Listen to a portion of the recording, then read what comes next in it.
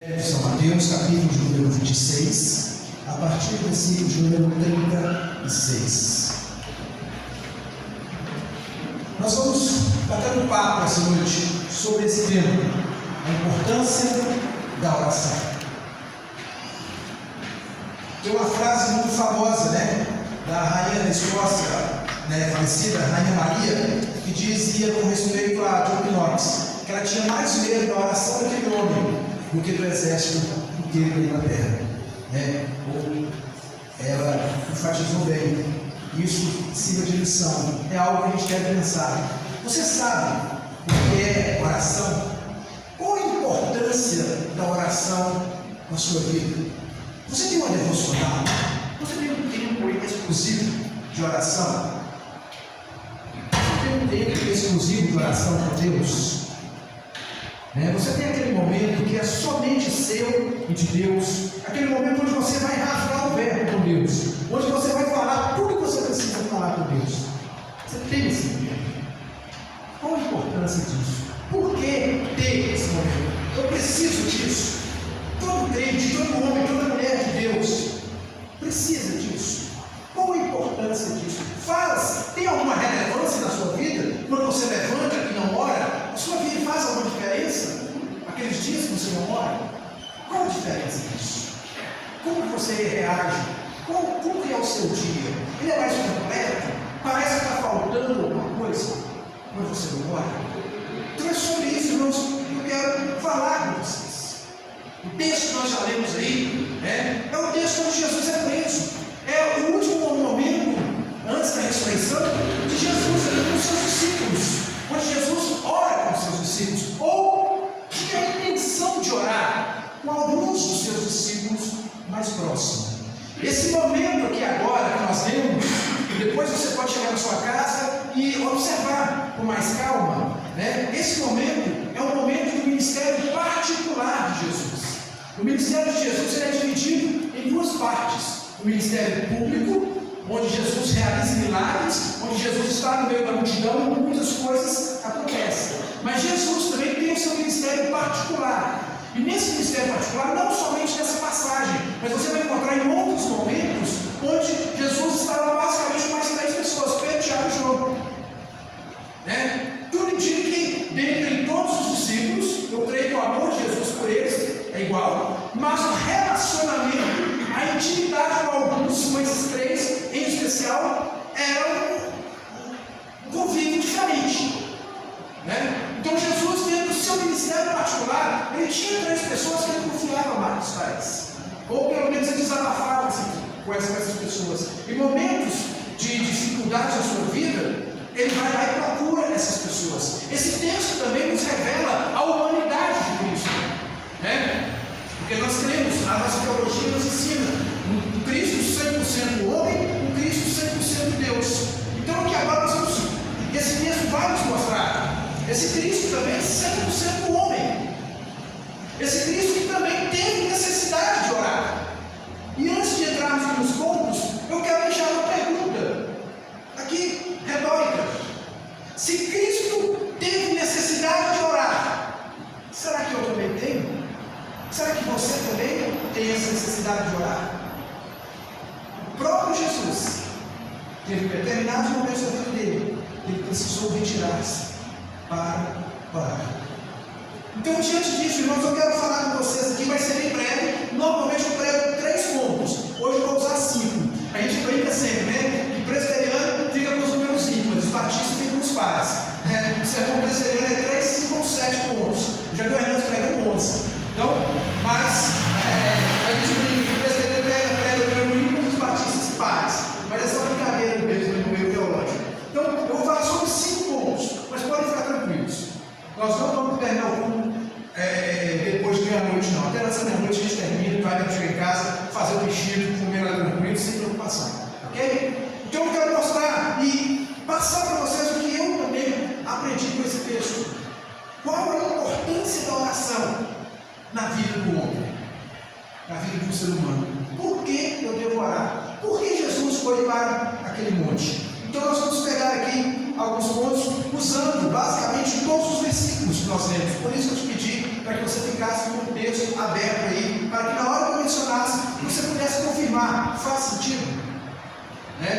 Aí eu vou levar para mim. Se não fizer, deixa por ele mesmo. Repreende que é bom. Mas fique na palavra de Deus. Se você ficar na palavra de Deus, você vai conseguir rever muita coisa. Porque ela é infalível.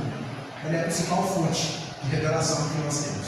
Então vamos lá. A primeira coisa que eu observo na importância da oração, baseado nesse momento da vida de Jesus, é que a oração, ela alivia a tristeza da alma.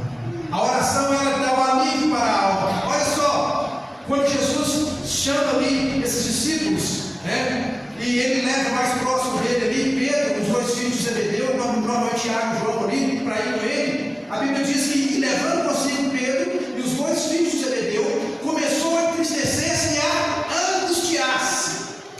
Então lhes disse: a minha alma está profundamente triste, até a morte. Ficai aqui e vigiai comigo.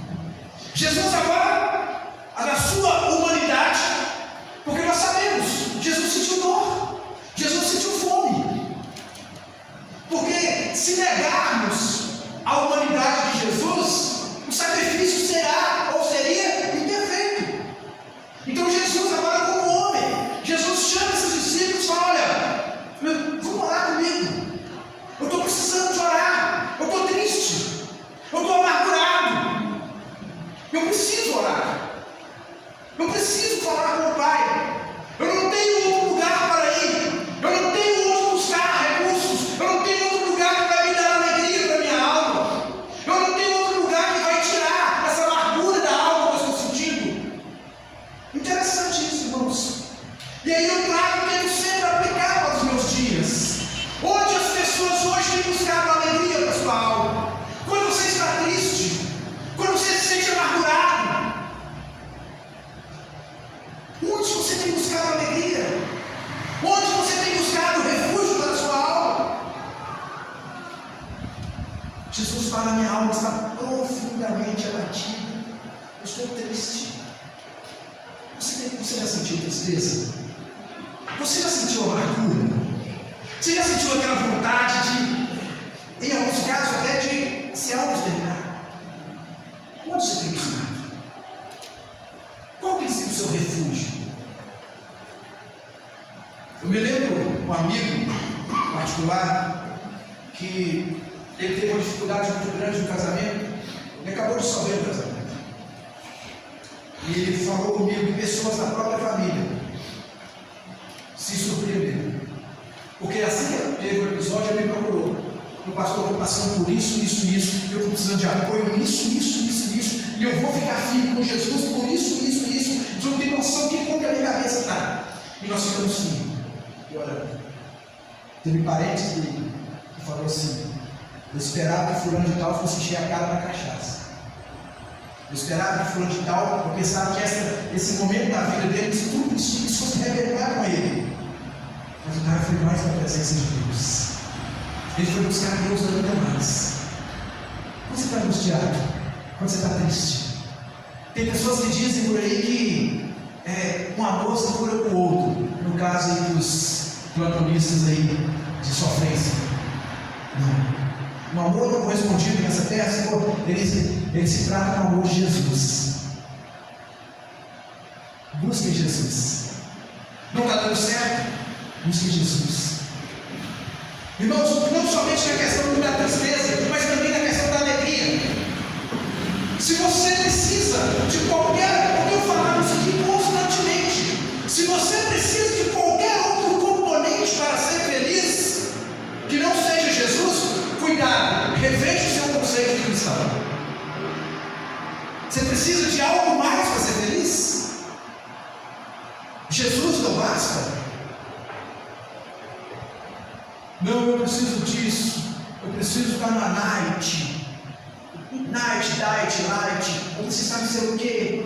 Na rave do inferno. Isso aí é uma demonstração clara que Jesus não é suficiente. Está feliz? Vai falar com Jesus, vai agradecer a Jesus. Sabe por quê? Porque quando está triste você não vai pedir. Por que quando está feliz você não vai agradecer? Vai agradecer o mundo.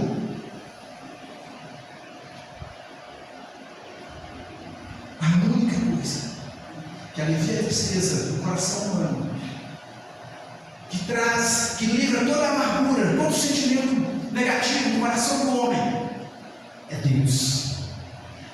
Já dizia um escritor, um pensador, por nome de Dostoiévski, todo homem tem um vazio dentro de si, do tamanho de Deus. Todos nós temos um vazio dentro de nós, do tamanho de Deus. Imagine aquele quebra-cabeça, onde o Amaral, você vai lá e pega a principal peça e esconde, porque ele faz isso. Ele vai lá e pega a peça do quebra-cabeça, esconde e coloca a outra que não era no lugar. Você vai conseguir terminar o quebra-cabeça, assim? O Amaral escolheu a peça, não tem a peça, só aquela peça que encaixaria ali. Então a alegria que você precisa, o recurso que você precisa para tirar essa tristeza que você está sentindo, essa angústia que você está sentindo, essa dor que você está tendo, só Jesus pode tirar. Para fecharmos esse ponto, ainda ontem, eu estava celebrando um casamento no Joacu, no sítio. E na hora que eu fui terminando, estava formando a chover, eu fui correndo no carro para guardar a minha Bíblia. Tinha uma mulher chorando do lado de fora do sítio. Chorando, em prantos. Pastor, eu estava ouvindo aqui isso, e Deus falando comigo, e não sei o quê, e não sei o quê. Eu estou desesperado, estou angustiada. Eu falei, minha irmã, não é culpa não. Esse vazio aí, eu sei qual a peça que está faltando. Aí foi qual? Foi Jesus. Só Jesus. Por mais que você fique com a senhora aqui tempos e tempos conversando, eu não vou conseguir te falar. Então vamos resolver de uma vez, porque está vindo chuva, só tem que ir embora, eu também. Só Jesus. Inclusive, o Felipe estava passando na hora, dei para ela um nome, peguei o contato dela, já passei para o Felipe. Era o Felipe chamava hoje, vai na igreja, não sei se ele fez isso, não vai mudar aí, você pergunta. Se ele fez contato com a mulher que veio no grão, né? E eu falei para ela, só tem um único remédio, só Jesus. Só Jesus Cristo pode tirar, pode aliviar essa tristeza da alma, só falando com Ele. E eu brinco sempre com as pessoas, né? Nós temos um farmacêutico aqui, secretário de saúde aí, né? E nós louvamos a Deus pela saúde, nós louvamos a Deus pela ciência, mas tem um remedinho aí que tecnicamente eu acho que elas não sabem o nome não, elas não sabem o efeito, né? Claro, mas eu acho que elas nunca ouviram falar deles lá na farmácia, não, Ariane. Lá no postinho tem o pré-congés. Tem não, não tem? Você tem lá na farmácia, vai lá pré-congés? Tem mais algum farmacêutico aí? Tem não, né? Alguém que trabalha na área da saúde, mais alguém aí? Vocês conhecem o pré-congés? E todo remédio tem uma sigla, tem um nome, né? Normalmente, não é? Tem alguns nomes técnicos. Esse é o nome técnico, chama pré-congés. Tá? Pode anotar aí, mas você não vai caçar na farmácia não. Aí você vai para a Bíblia, você vai achar aí. Pré-congés, presença constante de Jesus. Esse é o remédio. Pré-congés. Lembra aí? Aí você vai chegar no postinho, vai achar, você chama a secretária de saúde, começa a falar mal dela na cidade. Não tem nada com posto de saúde não. Né? Pré-congés. A presença constante de Jesus. Então, queridos, a oração ela alivia a tristeza da alma.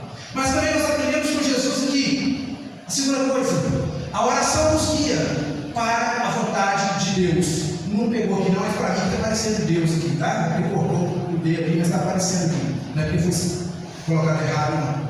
Então, a oração, ela nos guia para a vontade de Deus. Vamos ver 3 momentos nessa oração. Versículos 39, 42 e 44. No versículo 39, adiantando-se um pouco, mostrou-se sobre o seu rosto e orando e dizendo: meu Pai, se possível, passa em mim esse cálice, todavia não seja como eu quero, e sim como tu queres. Agora, versículo 42, Jesus agora volta mais uma vez, tornando a retirar-se e orou de novo, dizendo: meu Pai, se não é possível passar de mim esse cálice sem que eu beba, faça-se a tua vontade. Agora, versículo 44, deixando novamente, foi orar pela terceira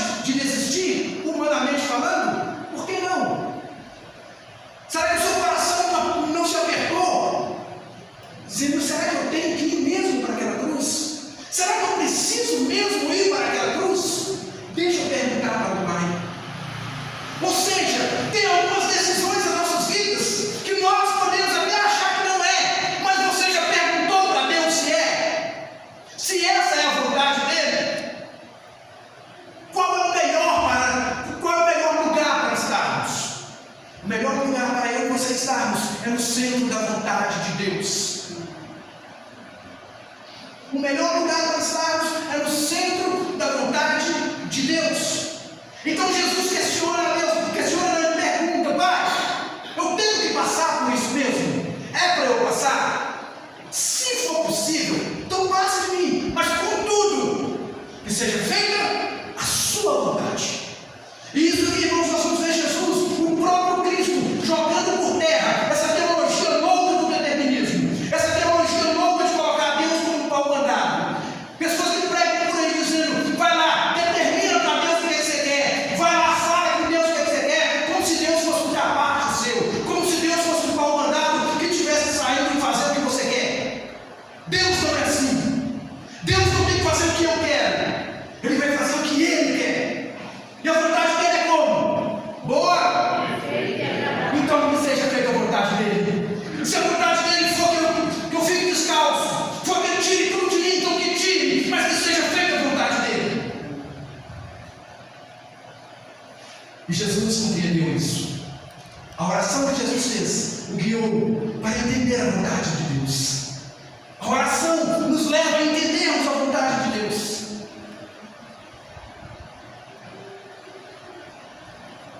Eu vou repetir aqui, que sempre que for necessário eu vou repetir, mas fiquem tranquilos, sem tristeza, sem dor. Quando eu peguei a minha filhinha morta nos braços, com 5 horas de vida, eu orei, pedindo a Deus: Deus, se o Senhor quiser, o Senhor pode ressuscitar minha filha. E orei, cheguei lá perto, o narizinho dela perto de mim para ver se ela tinha voltado a respirar. Deus não ressuscitou. Coloquei ela nos outros corpos que estavam lá. Amém, Senhor. Ao chegar na parte onde a Rose estava, a pediatra que cuidou dela lá no momento virou para mim e falou: Pai, se o Senhor quiser, a gente só vacinar para nós. Na época nem sabia o que era isso, no momento também. Só assina para nós, a gente faz a autópsia para descobrir a causa real da morte da sua filha. Eu perguntei para ela desse jeito, nunca, todas as vezes que eu contar para vocês vão ver que eu não vou entrar em contradição. Eu perguntei para ela: doutora, quando a senhora terminar esse negócio, a senhora falou aí, a senhora promete que a senhora vai entregar minha filha viva? Ela falou assim: você sabe que isso é impossível, né, pai? Eu falei: eu sei, mas a partir do momento que eu encontro o culpado aqui na terra, eu anulo a vontade do meu Deus no céu. Ela falou assim: você é cristão, né, pessoal? Para a glória de Deus. Então eu orei, não me terminei. A oração fez a minha filha ressuscitar? Não, mas me fez entender que aquela era a vontade de Deus.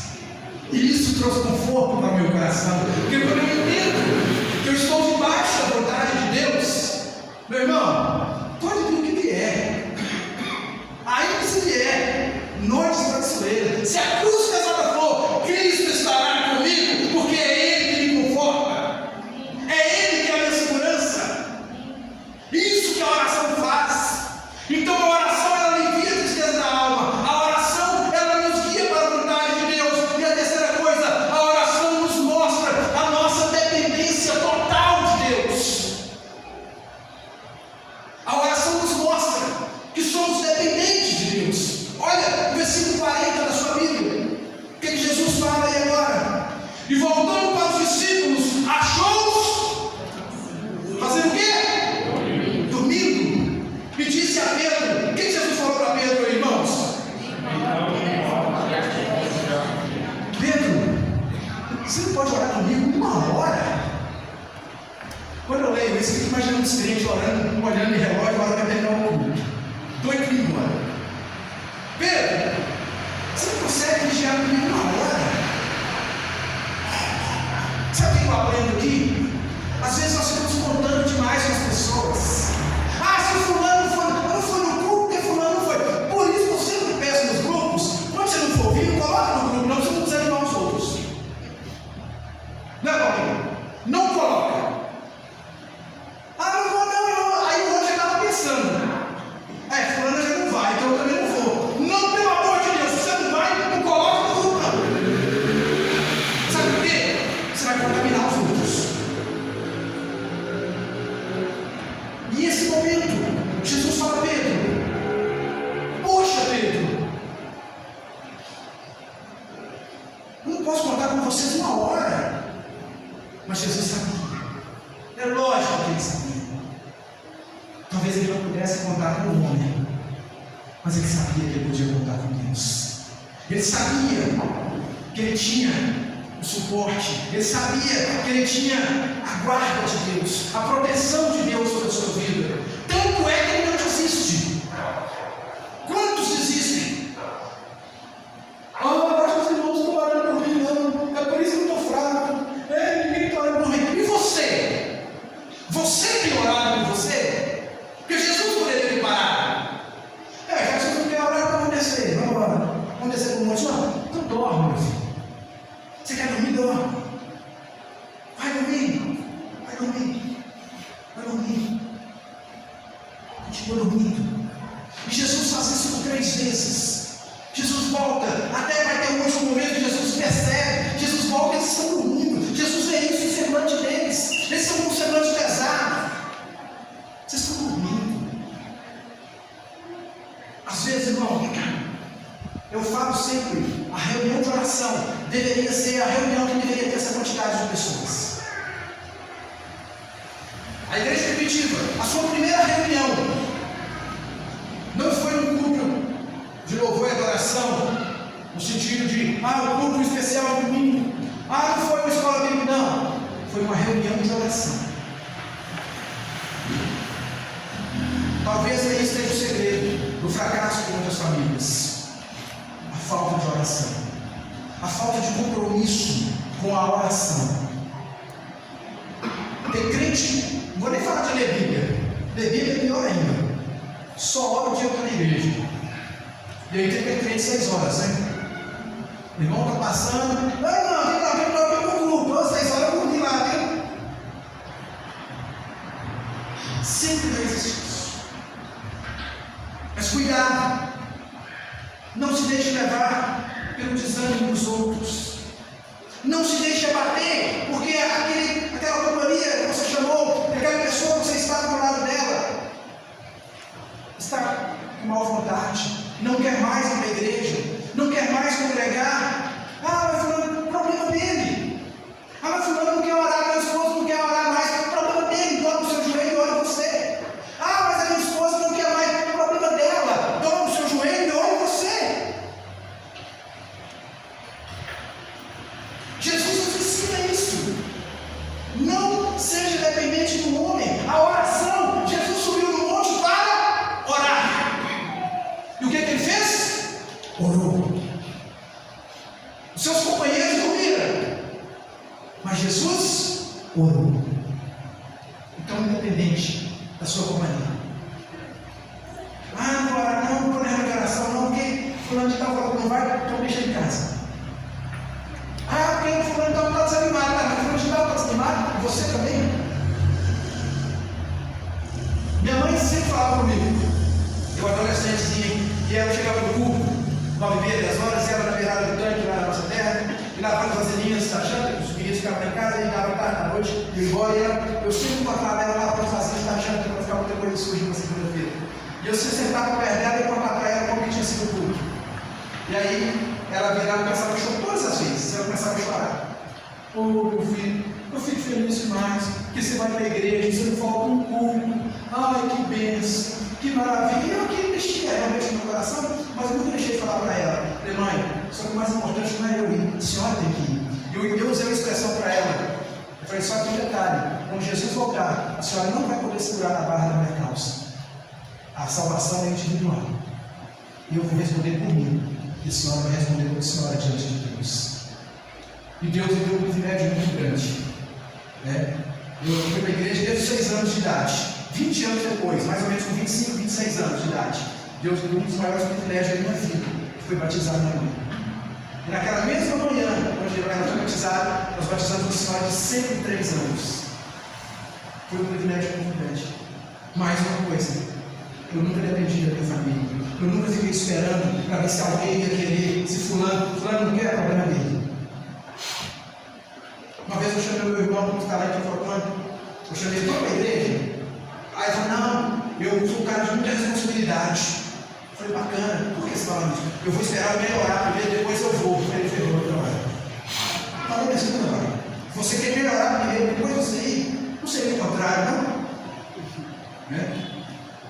É lógico, né? A gente fala, você vem como você está, mas eu não estou dizendo para ele vir continuar da forma que ele veio, não, é claro, né? Mas você tem que vir do jeito que você está. Aqui que é o hospital.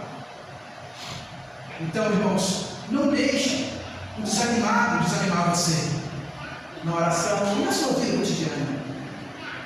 A oração ensina, ela me mostra a minha dependência total de Deus. Eu não dependo do homem, eu dependo de Deus. Jesus sentiu isso na terra. Ele vai procurar os seus companheiros e eles estão dormindo. Mas enfim, além das importâncias da oração, além da oração aliviar a tristeza da alma, além da oração me guiar para a vontade de Deus, além da oração nos mostrar a nossa dependência total de Deus, a oração também tem algo muito interessante no versículo 41. A oração é uma arma contra as vontades da carne. Olha só o versículo 41. Vigiai e orai, para que não entreis em tentação. O Espírito, na verdade, está pronto, mas a carne é fraca. Irmãos, tem um tipo de crente, se não fosse me fazer beirar a heresia, eu ia dizer que é o contrário, a carne deles é muito até forte. A carne deles é forte até demais, porque só quer ir porque não presta. E o crente que só quer ir porque não presta. Essa semana eu estava vendo alguns vídeos sobre isso. E um deles foi o pastor Paulo Júnior. Ele estava falando o que a falta de oração está fazendo na vida dos crentes de hoje. Tem tanto crente mudando que é brincadeira, irmãos. Você não tem noção, sério. Você não tem noção do que tem de crente mudando. Não é nem aquele crente Raimundo, não. Não tem nenhum Raimundo aqui, não, né? Não é nem aquele crente Raimundo no pé da igreja do mundo, não. É crente mundano mesmo. Mundano. Que tem prazer nas coisas do mundo. Então eu diria, talvez a carne dessa pessoa não é fraca, não, ela é forte. Ela é tão forte que você é miserável para onde não deveria estar. Sabe por quê? Porque o crente de oração, ele vai ouvir o conselho do salmista. Qual que é o conselho que o salmista dá para o crente de oração? Aquele conselho, irmão, é para crente de oração. Aquele conselho ali é para crente de oração. Vamos ver o salmo primeiro, todos juntos? Vou pegar aqui, não seria de cor também não. Aí eu costumo citar as posições erradas dele ali. Salmo 1. Ele é bem conhecido. Eu só vou inventar e citar ele sozinho. Salmo 1, versículo 1. Vamos ler todos juntos? Bem-aventurado o homem que não anda no conselho dos ímpios, não se detém no caminho dos pecadores, nem se assenta na roda dos escarnecedores. Onde é o nosso lugar? Onde é o meu lugar? É na mesa do bar? É na boate? É na rede? Isso aqui é para crente, irmãos. Esse conselho aqui é para crente.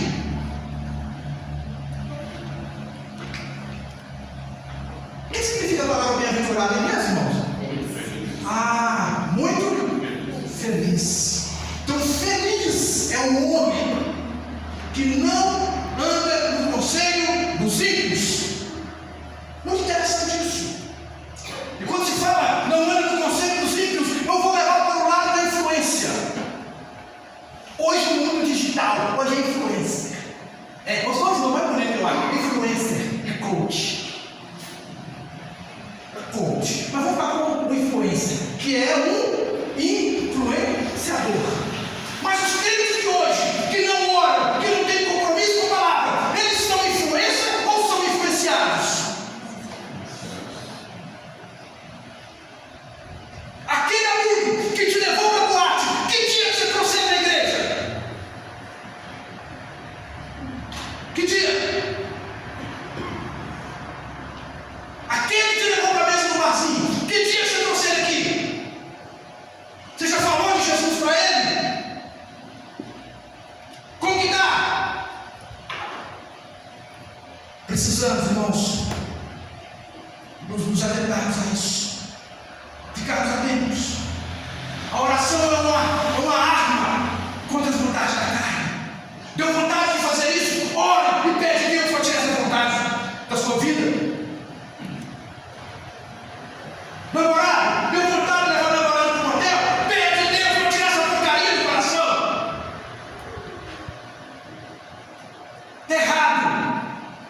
E o homem que não ora, a mulher que não ora, vai cometer isso sim.